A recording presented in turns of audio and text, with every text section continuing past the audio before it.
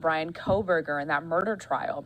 He's the man accused of stabbing 4 University of Idaho students in their off-campus home last November. Now, his trial start date was already pushed back, and now his attorneys want to keep cameras out of the courtroom. For more on this, we're joined by legal analyst Nicole DeBorde. Nicole, I just want you to talk to us a little bit about why a defense attorney would not want cameras in the courtroom. Well, there are times when a camera or multiple cameras in the courtroom can become a distraction and make the presentation of evidence different than it would be if there were no cameras in the courtroom. In this instance, however, it seems that the defense team is concerned about the cameras focusing on the client, as well as potentially any notes that are being exchanged at counsel table.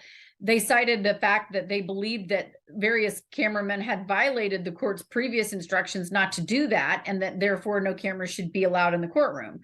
This can actually pose a real problem because a defendant has the right, and in fact, for effective assistance of counsel, it's necessary that a defendant be able to communicate with his lawyer. If his communications are being recorded, he cannot do so freely in a way that will help him aid his defense team. So this could be a legitimate problem if this is actually happening. So we just spoke a little bit about the defense's side, but what about prosecutors? How do they feel about having cameras in the courtroom? Do they think that maybe it could help their case in any way? It shouldn't help one side or the other. It should be that both sides just try their case as if there were no cameras in the courtroom. But the reality is that when there are other spectators watching, it can affect the presentation for both sides.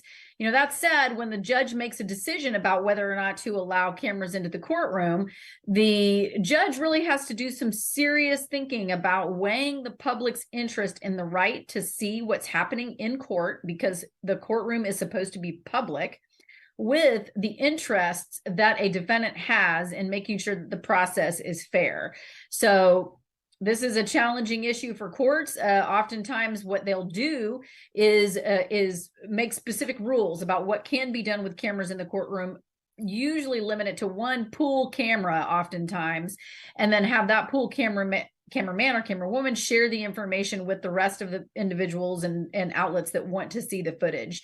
And that way the court knows where footage comes from that is later suspected of potentially violating any court instruction or court rules. Nicole, we've seen cameras in several high-profile courtrooms lately, from the Johnny Depp v. Amber Heard trial to the Oxford school shooter. Is there a precedent these days for that type of transparency? Lots of courts absolutely have cameras in the courtroom successfully. And, you know, in this circumstance, you certainly have the issue of this being a death penalty trial.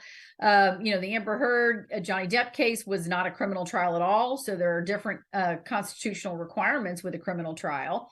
You know, the school shooting or a shooting case are certainly cases where you do have the same constitutional ramifications that this judge will be considering in allowing or not allowing cameras in the courtroom.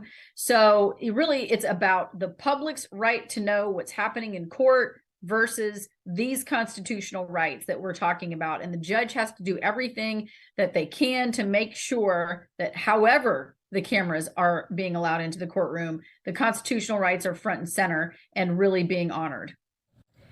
So Kohberger's attorneys, they're saying that he deserves his day in court, not in stadiums or in televisions across the nation. Do they have a point? I mean, would you argue that a similar side if you were defending Kohberger, for instance? It's really hard to say.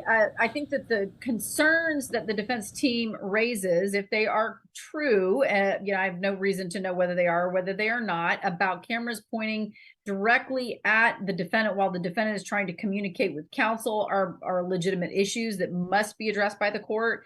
The same thing goes for, you know, the passing of notes between or notes that are being taken by defense counsel that potentially could be picked up by any cameras in the courtroom.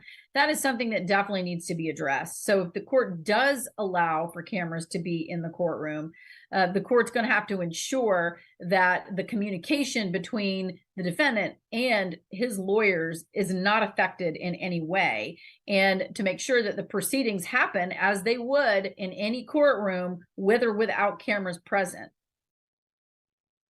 And Nicole, finally, I did want to ask, do you think there's going to be any chance about witnesses testifying on camera? Is that something else that a judge has to take into consideration? I mean, people may be wary to testify in this case if they know that their identities are going to be made so public to an entire nation.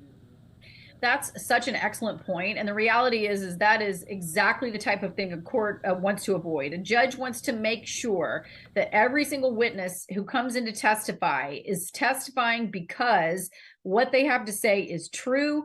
They're not holding anything back. They're giving the whole story, the complete truth, and answering questions honestly.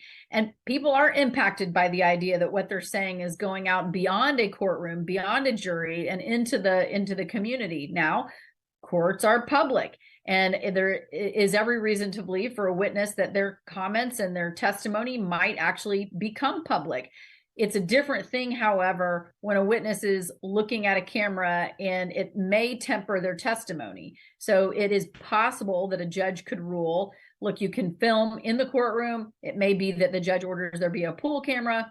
And if you are filming in the courtroom, you're not to film certain witnesses for certain reasons.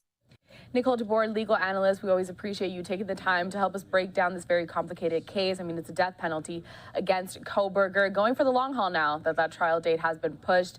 So we look forward to having you back here at Live Now from Fox. Thanks for having me.